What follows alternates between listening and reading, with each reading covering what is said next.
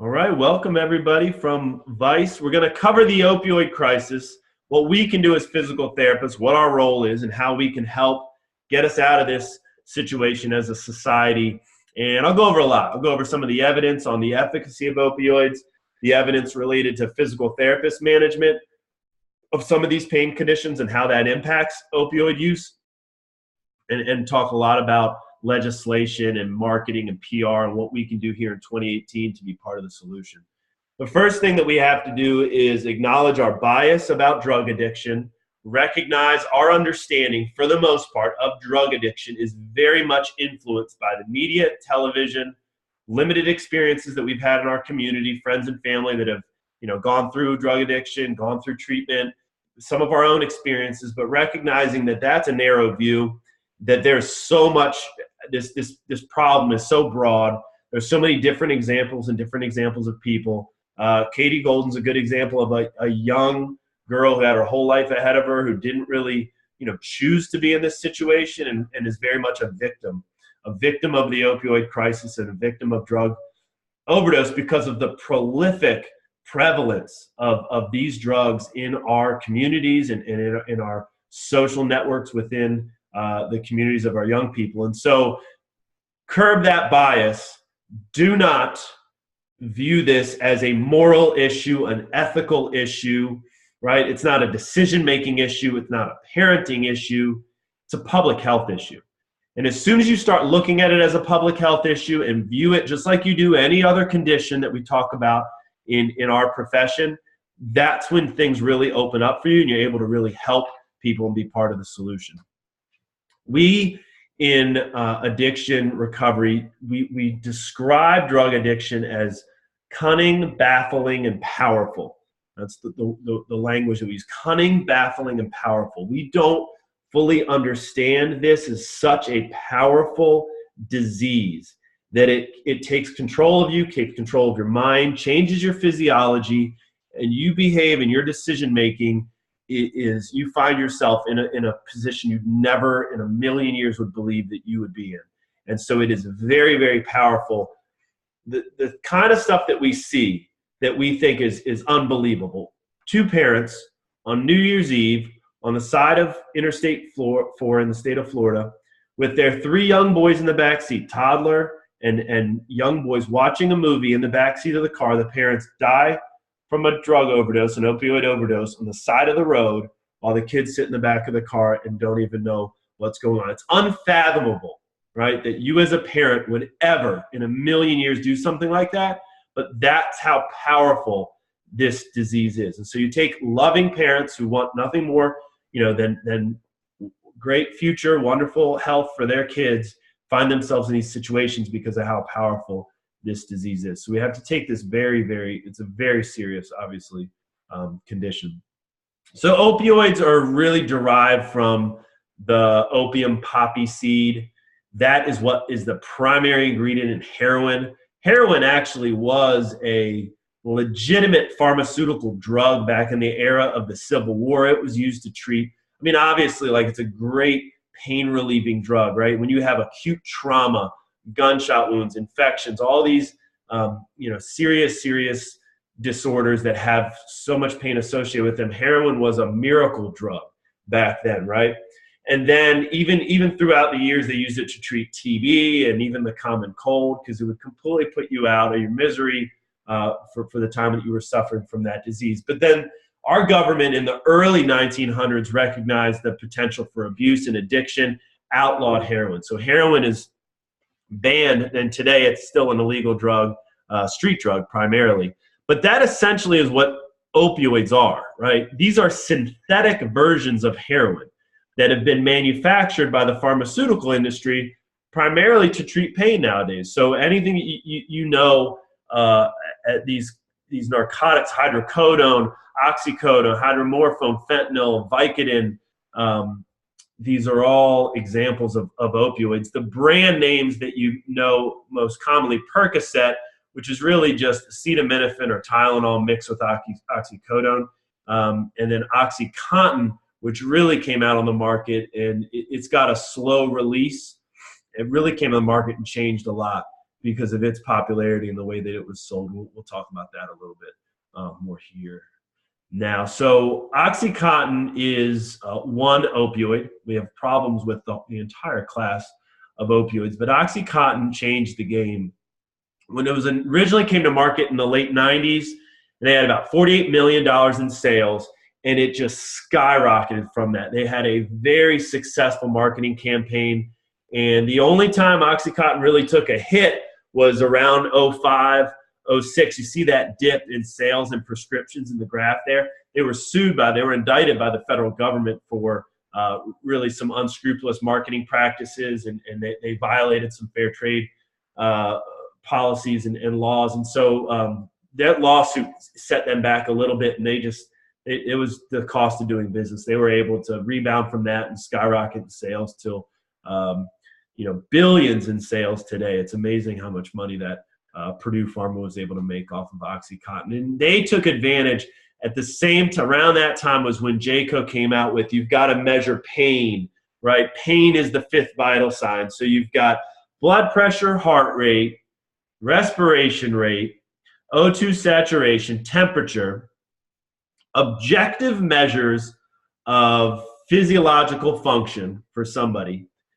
And for whatever reason, it's hard to get to the bottom of this. Why did JCO initially really start pushing pain as being measured? And there's some, when you read about this, there's some schools of thought or some authors believe that there was drug company influence, that there was a lot of lobbying from Big Pharma to get pain kind of in the discussions, as far as just every single patient that comes into the facility gets their pain scale measured. And the good news is that's changed here in 2018. JCO has revised that. You're not going to see that critical component of pain being measured and controlled by every single patient that comes in the door. The other thing is, too, that HCAP scores, they'll ask you, when you get discharged from the hospital, was your pain controlled? Are you satisfied with the way that your pain was controlled? And so hospital administrators know that those HCAP scores influence reimbursement. And so that's why, a lot of times they're pushing that we control people's pain in the hospital, give them as much pain pills as they need historically, and that was definitely part of the problem. The bigger part of it is this big pharma sales model, where essentially what they would do is the pharmaceutical company would find the physicians that were most likely to prescribe Oxycontin and other opioids at free will, right? So physicians who are a little less stringent in their prescribing practices. And so to do that, they would buy prescriber reports from the pharmacies. So the pharmacies can tell you the DEA number and the number, right, of prescriptions being filled by a given DEA number. So they won't tell you physician X, Y, and Z prescribed this many pills of Oxycontin last month, but what they can do is sell the DEA number associated with that physician to a clearinghouse, and the clearinghouse can take all that data and really sell it back to the pharmaceutical company in an analyzed form. So that gives them these performance metrics, and then they would just train their drug reps on how to go into these offices and heavily incentivize the prescribers. Those sales reps, they are paid really based on sales, right? It's kind of interesting to see that your bonus as a sales rep for a pharmaceutical company, historically, this is all historical, was higher than your annual salary. So you made tremendous more money off of your bonus structure than you did your actual salary. And because of that, right, that influx of that those drugs are hitting the market like crazy, most patients had leftover pills, right? So you're prescribing a 90-day supply for somebody that only needs 2 weeks worth of opioids, tons of leftover pills, and that's where you see the abuse come into play, and a lot of people using these drugs that were just being left around. Anytime a provider would reply with a concern of addiction, I'm concerned about my patients with back pain, you're telling me to prescribe Oxycontin for them, but what about addiction? I don't want to leave people addicted. They would cite this letter to the editor, right, from the New England Journal of Medicine. This is in the 90s. Letter to the editor that is a opinion of one physician's practice where they saw 39,946 hospitalized medical patients and monitored them closely. And 11,000 of them got one narcotic, but there were only 4 cases where addiction occurred. No rigor, no methodology, no randomization, no blinding. One physician's biased opinion on the number of cases that they saw in a hospital of patients that went on to become addicted. They cited this paper over like 400 times.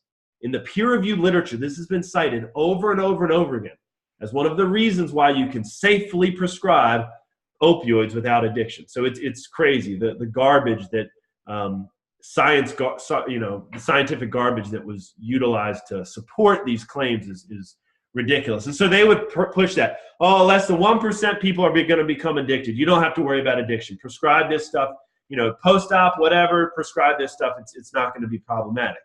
It ended up becoming very problematic. And what we know today is if you take a 90-day supply of opioids, 50% of patients taking a 90-day supply of opioids will become dependent. Legitimate opioid dependence, which is a physiological occurrence, right? Where you become agitated. If you try to come off of it, that is a nasty withdrawal, right? Of insomnia, agitation, you have all these physiological changes, GI system gets all messed up. You actually have more pain. Hyperalgesia, right, is one of the side effects of long-term opioid use. You have more pain. So it's not a good long-term solution for people experiencing musculoskeletal pain for sure. You absorb opioids through your GI tract. And so if you have any impairment to your small intestine absorption, liver function, renal excretion, that can you get elevated levels of toxicity, and that can result in overdose. Usually what we'll see is people will just take too much, toxicity levels get elevated, and it depresses their respiratory system so much that they stop breathing. So when you look at Michael Jackson, Whitney Houston, all these celebrities, when you look at opioid overdose and what has happened to them, essentially it's just either taking it with alcohol, taking it too much, right? Too much levels of toxicity in the bloodstream that gives you that clinical triad that presents with that depressed CNS and a loss of respiration.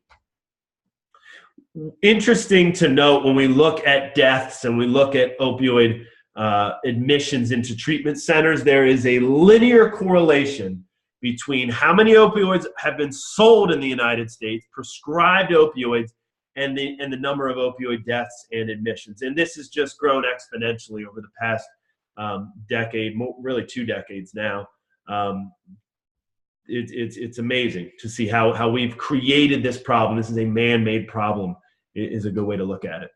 It's now the leading cause of death for adults in the United States, adults under the age of 50. It is the leading cause of death, exceeding motor vehicle crash deaths. That used to be the big killer for us in the United States for adults, was that people were dying in car crashes. We've made our cars safer. We've made our roads safer. We've instituted policies and laws to make driving safer. And we've seen a steady decline in motor vehicle deaths in the U.S. over the past 15 years. The opposite has occurred with drug addiction. We see more deaths today from drug addiction than we did well over a decade ago. And we've gotten worse and worse and worse at treating drug addiction and pain, really. These are deaths per county in the United States from 1999. So these are drug addiction deaths. If you have a county that has a dark purple highlight, the darker the purple, the more deaths per 100,000 people. And so in 1999, in the United States, we didn't have a dramatic problem, right? This was, by no means was this an epidemic. This, surprisingly, is around the time that a lot of these opioids came to market. They were, sold at increasing levels over the next 15 years. And then in 2014, we've got a full-blown public health crisis on our hands, an absolute epidemic. This has ravished the country, different areas more so than others. The Appalachian states, West Virginia, Ohio, Kentucky has been hit extremely hard. Some of the theories around that are the blue-collar workers and the injuries and the overprescription of opioids in that area. Florida has been hit particularly hard. And states like Florida and Ohio also, the other thing was they had very loose pharmaceutical prescribing laws. So they call them pill mills. You could go doctor shopping and go in one day, you drive down to Florida, you get 10 different prescriptions. These pill mills, you just pay them a couple $100 and they'll give you a prescription for Oxycontin, and you'll go fill it right at a pharmacy. Then you'll go to another physician, get another prescription, go and fill it. And so we didn't do a good job in Florida historically of tracking medication prescriptions. We don't have a big database. We did not have one like we do today. So now today everything goes into a database. It's all electronic, and that problem has is decreased. But it's really part of the reason why we got in this position to begin with. A lot of people think that, the drug addiction, you think of cocaine and heroin, and opioids kill twice as many people than cocaine and heroin combined. Prescribed opioid analgesics are really the root of the problem. When you look at that vast majority of people that have suffered from this epidemic, this is really where it's at. And today that's starting to change. We're starting to see heroin make a comeback because of the crackdown on opioids. But it's still prescribed pain pills are still a big part of it. When you look at these patients who have succumbed to the drug addiction disease, have eventually died from overdose, 60% of them were prescribed an opioid analgesic in the year within the prior year to their drug overdose for non-cancer pain. Most of these were musculoskeletal pain. So most of these patients at some point were prescribed an opioid for musculoskeletal pain. It's not always the start, it's not always the cause of the problem, but it is a component. And a lot of times it was due to an initial injury that got the person kind of hooked on opioids and then eventually becoming addicted. So with the use, all the use of opioids and the fact that it's being prescribed, it historically was prescribed at a prolific nature, you would think that it would be very effective. You would think the efficacy in the scientific literature for opioids would be strong and robust. It is not. It's meager and inconclusive. The evidence for opioid use is actually fairly terrible. None of these trials last more than 4 months. They have high dropout rates. They have these biased withdrawal designs. An enriched enrollment design means you only accept people in your study who've already responded to opioid use. So you're teasing out all the people that might not possibly respond. You're taking a population of people who've already showed some benefit from opioids, and then you're randomizing them into getting opioids or no treatment or placebo. And so, this stuff wouldn't fly in our literature. We beat ourselves up in the physical therapy world. We beat our literature up all the time. But you really want something that you can analyze and critique. Look at the opioid efficacy literature for chronic low back pain. There's a lot of garbage out there for that. And then for acute low back pain, is it effective? Well, it gets people out of pain. We know that. Although there was one study published recently that blinded people to whether they were taking an opioid or Tylenol in the emergency room and didn't see a difference in pain score changes acutely. But for the most part, opioids do put you out of pain. The problem is you're more disabled. You're less functional. So the Franklin study is a landmark paper where if you took more than 7 days of opioids, you were twice as likely to be disabled at 1 year. Your likelihood of returning to work is significantly lower if you are prescribed opioids early on in the course of care. Within 15 days of your injury, you're going to have a longer time off work, right? Longer likelihood of disability. They control for all the baseline stuff: injury severity, demographics, how you feel about your job, socioeconomics. That stuff was controlled for. So you're literally looking at a potential cause and effect relationship between early opioid use and then long-term disability. So it's definitely part of the problem. And where we come in is the opposite, the exact opposite. Early access to a physical therapist gets you back to work quicker, gets you functional and on less disability, right, earlier.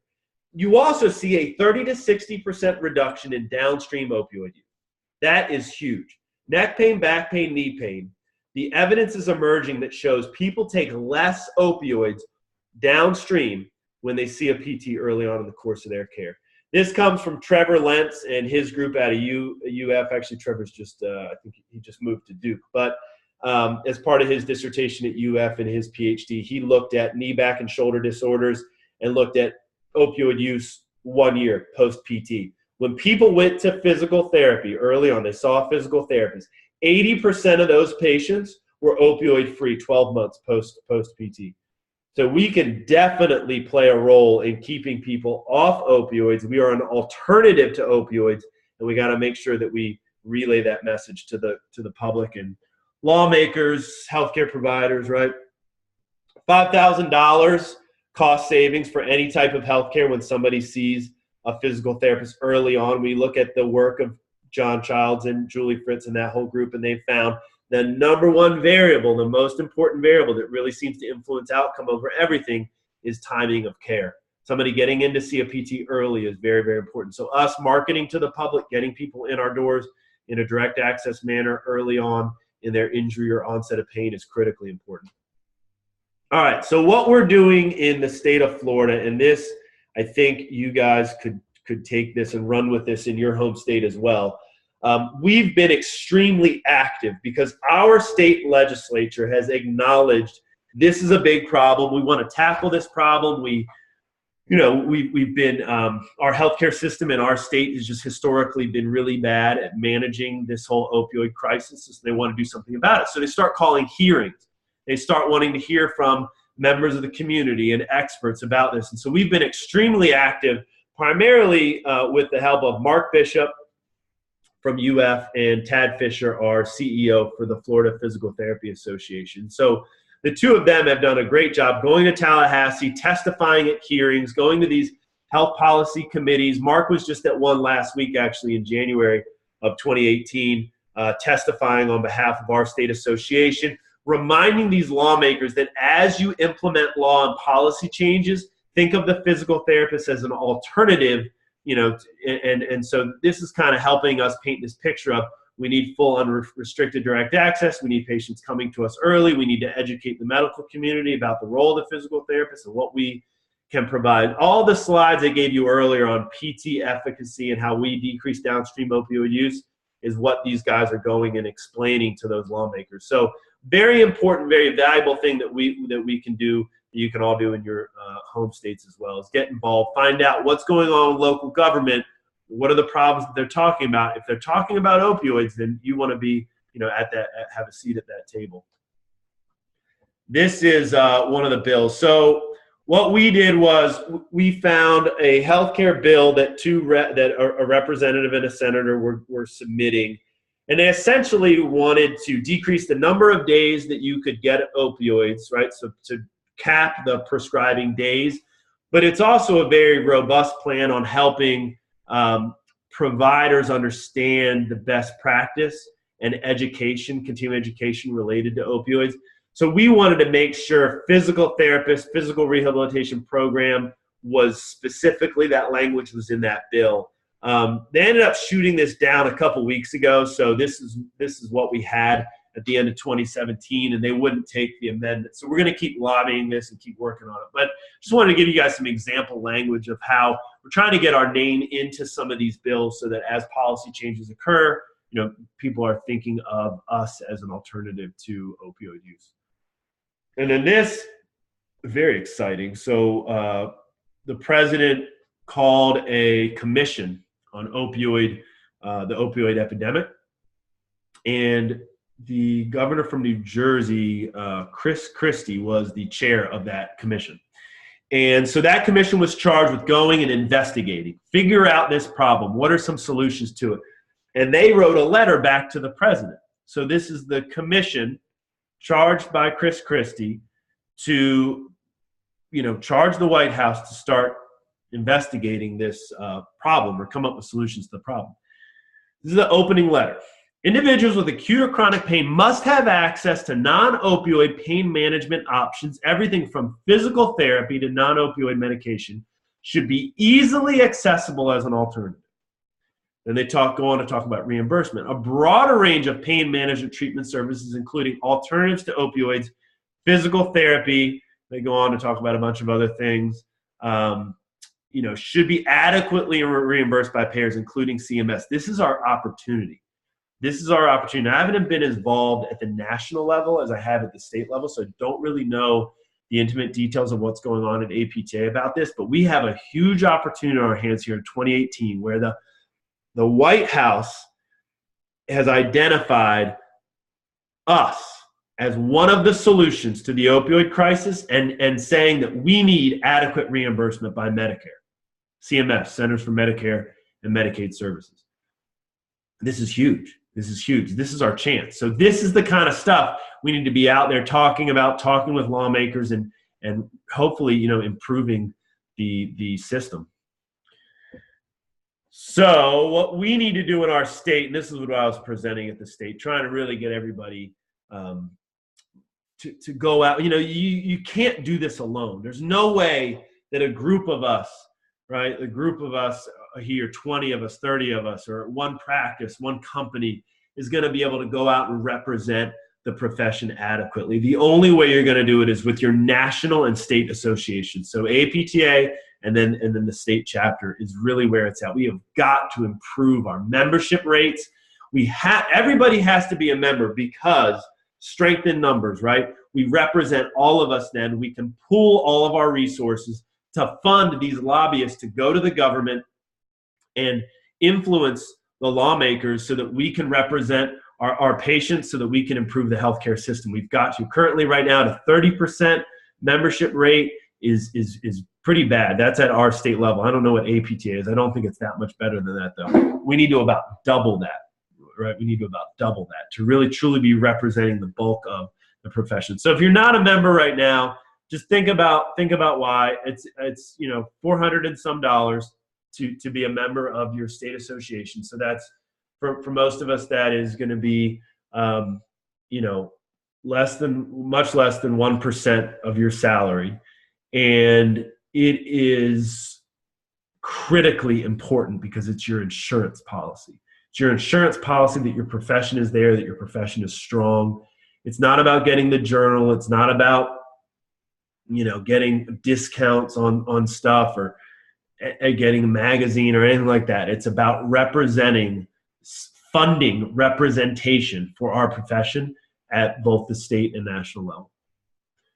PAC, then, Political Action Committee, that's our funding source for how we get access to lawmakers. So you donate money to PAC, and that money helps support lawmakers that are friendly with us. It gives us access to those lawmakers, so we're able to go and talk to them, explain things like the opioid crisis to them, our role, and hopefully get legislation passed. So in our state, we raised 40 grand last year. So it'd be interesting, you check your state, how much money did you raise last year? Compare that to the Medical Society. In our state, the Medical Society raised $4 million compared to our 40,000. Blue Cross Blue Shield alone, just in our state, raised $8 million. We raised 40,000. That's just one insurance company, $8 million. The chiropractors, for another kind of example, 1.5 million. So we raised 40 grand and we're still able to pass laws.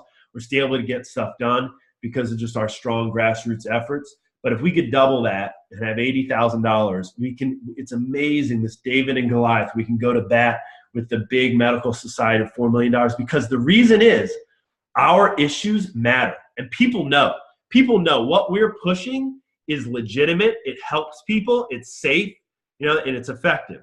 And so when you have something like that, if you're selling a product that in all intents and purposes does nothing but help people, it's pretty easy. It's pretty easy to sell. You don't need a lot of lobbying influence.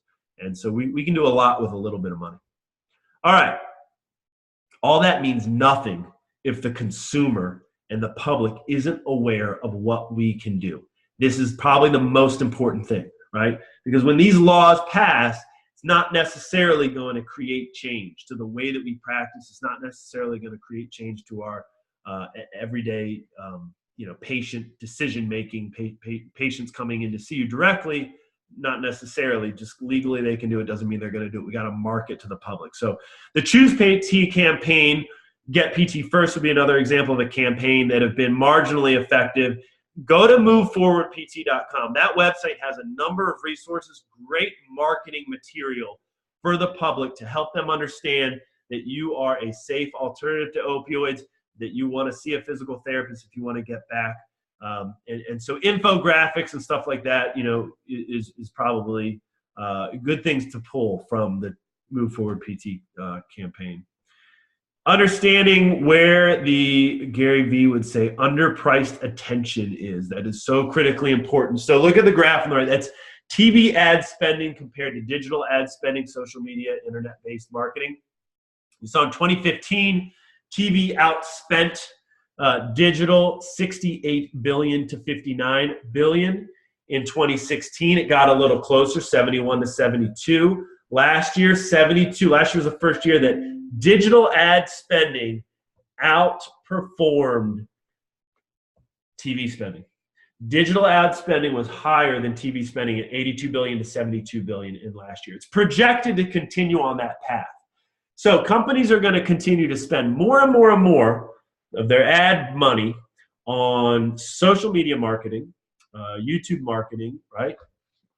Web-based marketing. And right now, it's pennies on the dollar. So we have a window of opportunity here for the next couple of years where we can purchase Facebook ads, YouTube ads, Instagram ads at pennies on the dollar.